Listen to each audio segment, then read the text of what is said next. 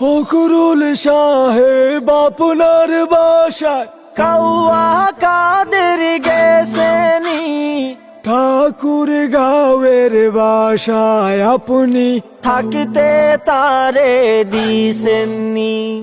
ফখরুল সাহেব আপনার বাসায় কাউয়া কাদের গেছেনি, ঠাকুর গাঁয়ের বাসায় আপনি থাকতে তারে দিছেননি।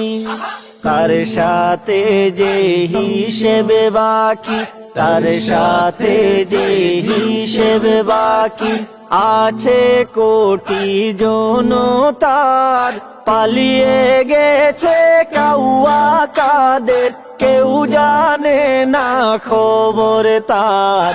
ভালো হয়ে যাও ও মাসুদ, ভালো হয়ে যাও।